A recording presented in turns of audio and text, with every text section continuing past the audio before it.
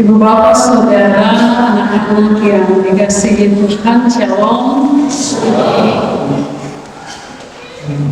Hari ini dalam tradisi gereja kita merayakan minggu pertama setelah Pentakosta itu sebagai Minggu Trinitas, atau biasa disebut juga Minggu Trinitatis, atau Minggu Allah Tritunggal yang Maha Kudus, atau juga biasa disebut sebagai Minggu Putih, White Sunday.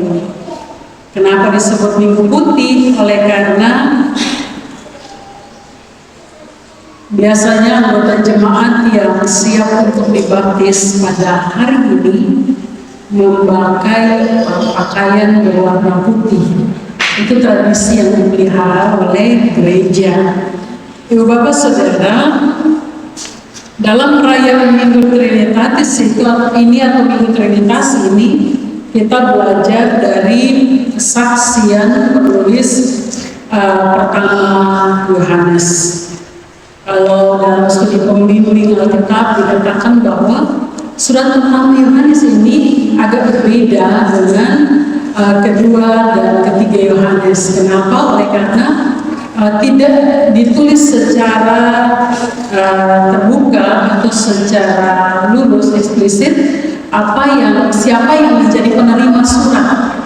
Tetapi surat ini ditulis untuk kebanyakan atau orang-orang Kristen pada waktu itu yang telah percaya atau meyakini dan telah terima Yesus sebagai Tuhan dan Juru Selamat. Berbeda dengan surat kedua dan ketiga Yohanes yang ditulis baik untuk pribadi maupun untuk jemaat secara umum. Sedangkan pertama Yohanes ini agak berbeda. Ini mau ditujukan kepada banyak orang Kristen yang telah percaya dan juga telah menerima Yesus sebagai Tuhan dan Juru Selamat. Ibu bapak saudara yang diberkati Tuhan, di dalam surat ini kenapa sampai penulis mesti memberikan penegasan, pengajaran, peringatan kepada orang-orang Kristen pada waktu itu, padahal mereka telah menerima Yesus sebagai Tuhan dan Juru Selamat. Oleh karena pada waktu itu ada orang-orang yang telah percaya kepada Tuhan dan juga menerima Tuhan, tetapi hidup dalam persekutuan jemaat dan justru merongrong jemaat dengan ajaran-ajaran sesat. Selain itu juga ada pengaruh dari luar yang memberikan pengaruh kepada orang-orang Kristen pada zaman itu, orang percaya pada zaman itu untuk tidak percaya kepada Yesus. Ada yang bilang bahwa Yesus itu hanya manusia biasa, tetapi kebetulan saja dia mendapatkan karunia khusus dari Allah, guru biasa. Ada yang bilang Yesus itu benar Tuhan dan dia bukan manusia. Ada pembedaan. Padahal Alkitab menyaksikan, Injil menyaksikan kepada kita bahwa Yesus adalah Tuhan, benar-benar Tuhan, 100% Tuhan dan 100% manusia. Karena itu Yohanes penulis surat Yohanes ini memberikan pengajaran kepada jemaat untuk menguatkan jemaat, untuk mengatakan jemaat, untuk meyakinkan jemaat bahwa tidak, kalau kalian sudah percaya kepada Yesus dan menerima Yesus sebagai Tuhan, dia adalah Tuhan, dia adalah benar-benar Allah, sekaligus pada masa lalu ketika dia hidup di dunia, dia benar-benar menjadi manusia. Karena itu Yohanes memberikan peringatan sekaligus kepada orang-orang yang telah merongrong kehidupan jemaat. Itu sama seperti mereka dianggap sama seperti musuh dalam selimut. Mereka yang merongrong, merusak suatu persekutuan dengan pengajaran-pengajaran palsu. Dan juga orang-orang dari luar sama seperti sejenis serangga yang menggerogoti sebuah tanaman atau suatu tanaman yang baik. Itu yang terjadi dalam persekutuan jemaat Kristen pada awal ketika surat ini dinyatakan. Ibu bapak saudara, orang-orang atau orang mengajarkan ajaran sesat ini, mereka mempengaruhi orang Kristen untuk percaya kepada ajaran mereka. Dan ada orang Kristen yang pada akhirnya menjadi terpengaruh. Padahal menurut Yohanes pertama penulis surat ini, kesaksian mereka hanyalah kesaksian yang berasal dari manusia saja, dan tidak ada yang menjadi saksi atas kesaksian mereka baik di sorga maupun di bumi untuk menguatkan atau untuk membenarkan kesaksian orang-orang tentang Yesus tadi. Kita lihat misalnya, ayat di pasal 5 ayat 9 akan. Kalau kita perhatikan bagian yang kita baca pada beberapa saudara, ada beberapa pokok penting yang perlu kita renungkan. Yang pertama, penulis surat ini mau menegaskan bahwa Yesus benar-benar telah datang dari sorga. Kita lihat kata-kata telah datang di ayat yang ke-6. Inilah dia yang telah datang. Yesus telah datang dari sorga, bahwa Yesus adalah anak Allah dan Mesias. Ayat 9, 11, dan 12 pembacaan kita tadi menegaskan hal itu. Yang kedua, Bapak Saudara, bahwa Yesus adalah anak Allah yang telah datang dari sorga itu dibuktikan atau disaksikan oleh Allah sendiri dan oleh Yesus dan juga Roh Kudus. Ayat 7 bilang 3 saksi di sorga, Bapa, yaitu Allah, Firman, yaitu Yesus Kristus, dan Roh Kudus. Yesus sebagai Firman telah ada sejak kekal di sorga bersama-sama dengan Allah dan dengan Roh Kudus. Kita lihat dalam Kejadian itu dinyatakan dalam pertama Yohanes 1 ayat 1 sampai 4 juga tertulis tentang hal itu. Selanjutnya, Yesus juga bersaksi bahwa Ia adalah anak Allah yang telah menjadi manusia sejati. Ayat 8 bilang roh dan air dan darah. Waktu Yohanes membaptis Yesus dengan air, kita ingat, baptisan itu adalah saksi bahwa Yesus adalah Mesias dan anak Allah. Dan pada saat itu Roh Kudus turun ke atas Yesus, dan suara dari sorga menyaksikan bahwa Yesus adalah Mesias dan anak Allah. Dan pada akhirnya ketika Yesus mati disalib, darahnya mengalir sebagai tanda penghapusan dosa manusia, sebagai bukti dan menjadi saksi bahwa Ia adalah anak Allah, Mesias dan Juru Selamat. Dengan demikian, Bapak Saudara, penulis surat ini mau menegaskan agar orang Kristen tidak perlu ragu-ragu dengan imannya sesuai dengan kesaksian para rasul dan saksi Kristus yang lainnya, dan tidak perlu imannya menjadi goncang karena ajaran sesat dari para nabi palsu dan para anti Kristus itu. Sebab kesaksian para rasul bukanlah sekedar kesaksian manusia yang dikarang-karang oleh pikiran manusia, melainkan kesaksian yang diteguhkan oleh Allah sendiri. Ayat 9 mengatakan demikian, siapa saja yang menyangkal kesaksian para rasul, berarti mereka menuduh bahwa Allah dan Yesus adalah penusta. Ayat 10 mengatakan demikian. Dan yang terakhir, karena itu Bapak Saudara, siapa saja yang percaya kepada Yesus sebagai anak Allah telah menerima dan memiliki hidup yang kekal.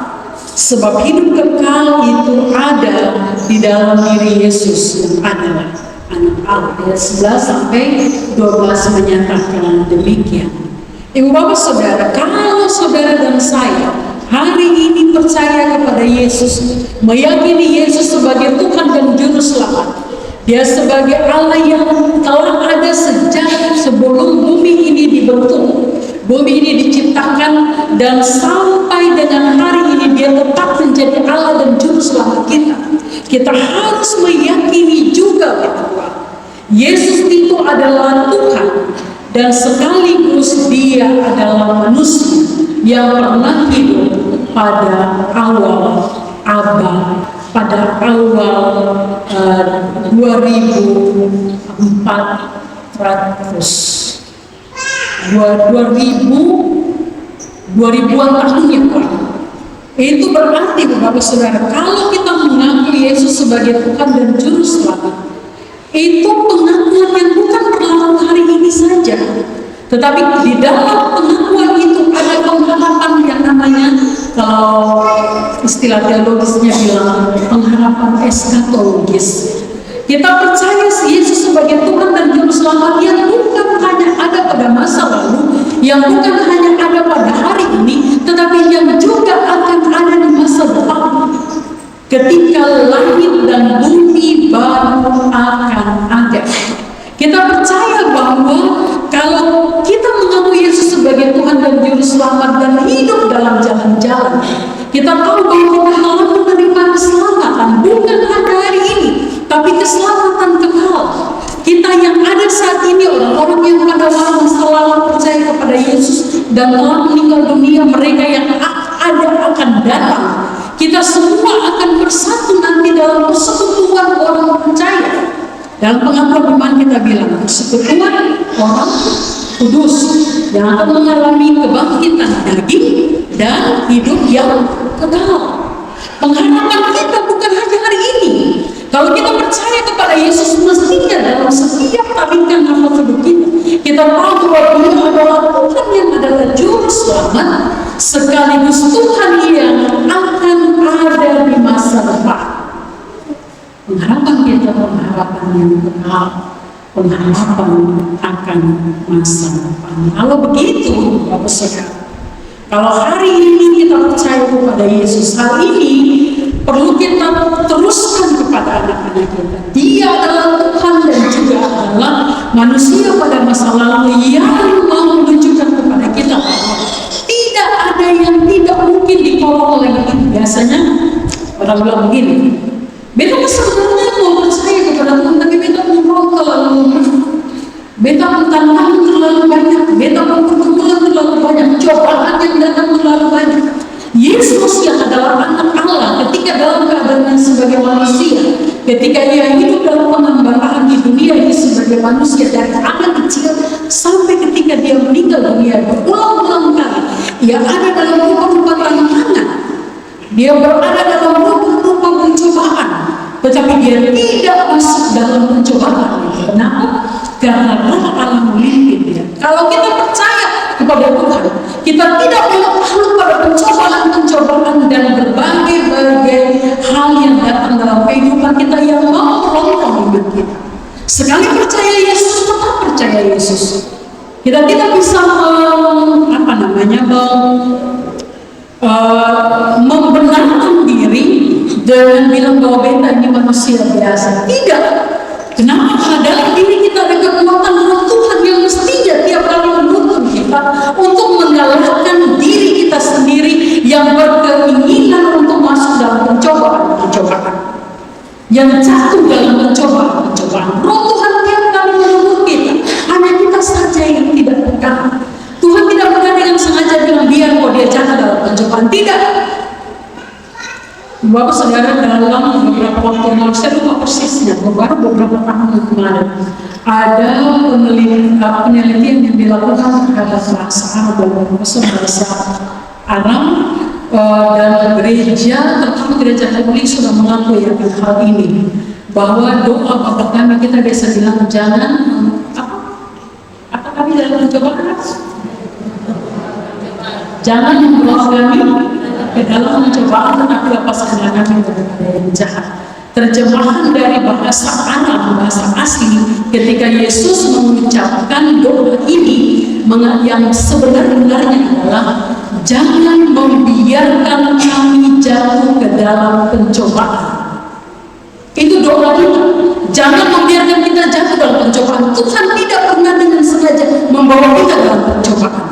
Tetapi kita mesti berdoa tiap kali untuk jangan Tuhan membiarkan kita jatuh dalam pencobaan. Biarkan Roh Tuhan memimpin kita kita, menguatkan kita, meneguhkan kita, supaya jangan jatuh dalam pencobaan lalu bilang, bukan cuma manusia biasa.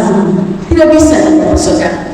Dalam diri kita yang mengaku percaya kepada Allah Tritunggal, Bapa, Anak, dan Roh Kudus, dalam diri kita ada kekuatan yang minggu lalu kita belajar, kekuatan yang berasal dari Tuhan, Roh Kudus Tuhan, yang akan memampukan kita untuk bisa mengalahkan pencobaan-pencobaan, tantangan-tantangan, rupa-rupa persoalan, kesulitan-kesulitan yang ada di sekitar dan di dalam hidup kita. Itu persoalan besar. Itu hal yang sangat-sangat besar yang harus diimani oleh kita. Dan ini kita ajarkan kepada anak-anak kita. Hal yang paling sederhana adalah saudara. Berapa banyak orang tua yang ketika dia anak bilang, mama ujian terlalu susah, mama minta sekolah terlalu susah, lalu orang tua bilang, sudah apa? Tetap berjuang sana. Atau minta Tuhan, kalau ini lu berjalan, Tuhan akan berjalan.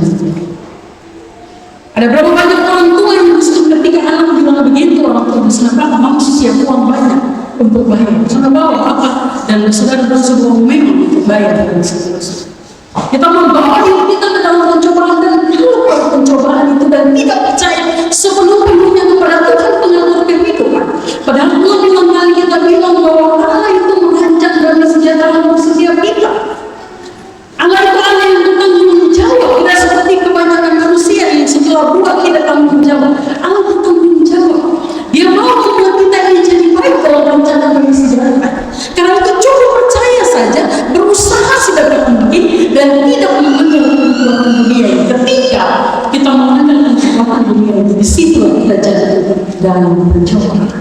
Bapak Mama Saudara yang diberkati Tuhan, kita yang mengaku percaya kepada Tuhan hari ini, kita punya pengharapan eskatologis, pengharapan akan masa depan.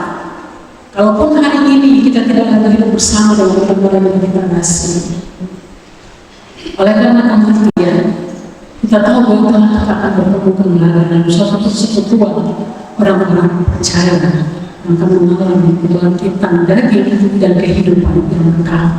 Kita percaya hal itu, dan kita ketika kita mengalami, kita mengingat orang-orang yang kita kasihi yang tidak ada lagi, mama, bapak, saudara, anak, orang tua, kekasih, siapapun itu, kita ingat bahwa tidak apa-apa hari ini kita menangis, tapi kelak kita akan bertemu kembali dan dia pergi nanti bersama dengan kita ke tempat yang telah Tuhan sediakan. Itulah yang dimaksud dengan pengharapan kekal, hidup kekal orang-orang yang percaya kepada Allah Tritunggal. Bapak Saudara yang diberkati Tuhan, tapi sekali lagi kita ingat, di sini dikatakan siapa memiliki Yesus dia memiliki hidup kekal. Siapa yang memiliki bukan berarti hanya bilang beta percaya Yesus, beta mau ikut Yesus, tidak.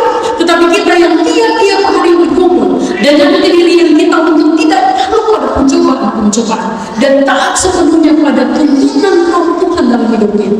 Kitalah yang akan bersama-sama dengan Tuhan dalam kehidupan kekal.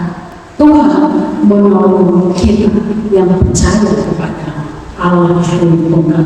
Amin.